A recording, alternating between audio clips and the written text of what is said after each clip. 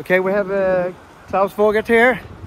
He's going to explain the difference between the Mamba and the new grip. The Mamba came last year. Exactly. Yeah. And it's a really fun and good waveboard. And the new grip, I'm really looking forward to ride it. But what's the difference? When should you buy the Mamba? When should you buy the grip? Should you have the both? Let's listen to Klaas. Okay, so yeah, we have the 94 Mamba and the 94 grip here. Grip generally is a waveboard that is a bit more radical. So it's aimed for the slightly better riders and the riders that have the options to ride in better waves more often. So if you're a good rider in Sweden and you also do the occasional Cape Town trip or Maui or good conditions in the Canaries, Fuerte, whatever, you probably want to ride the grip because it's getting the most out of good conditions. It needs a bit more action to get on the plane. It's because that's natural, higher rocker line.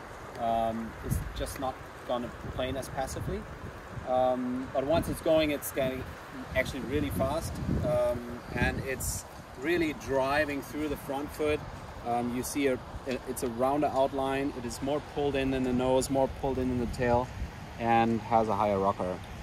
Combined with a quad set, it has really a lot of grip through the fins, on the face of the wave, in the bottom turn, in the top turn. It's really carvy turns. Yeah, most radical stuff.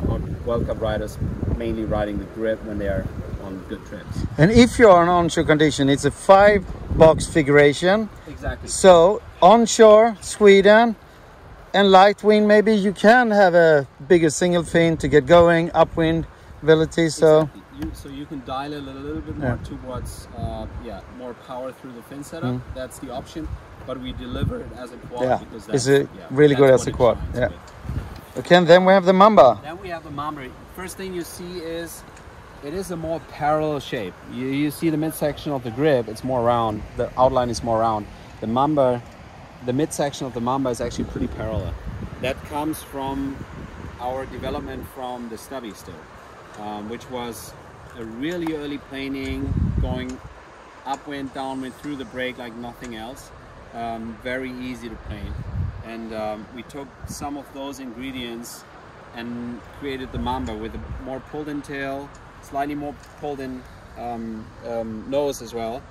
But you can see there's still wider measurements at like 1 foot, 2 foot.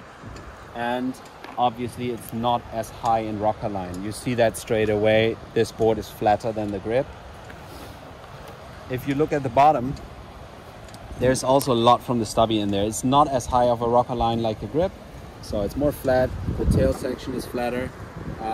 We have this board just as a thruster configuration because that helps you a lot in onshore conditions, getting through the brake and moving around, especially when you're a slightly heavier rider. Overall, that fin set matches this style of board really well. It's a slightly more back-footed, probably through the turns, more hitting the lip kind of style. Creating a lot of speed throughout flat sections, where this one probably needs a bit more of a powerful sail. This one just has through the rocker line, glides through. So if you're not sailing a lot at good conditions, mainly in like onshore, smaller waves, and probably not that strong of a wind, or you're a little heavier, not super skilled, then the Mamba will really support you, and yeah, that would be much easier for you. I think you get more fun out of it when you're that type of rider and those type of conditions. So I guess that's the difference between the Mamba and the grip and the new grip. Two fantastic boards. I love the Mamba, and I guess I would love the grip because Klaus' board is normally extremely good when I've been involved. So big thanks. You're welcome. Cheers. Cheers.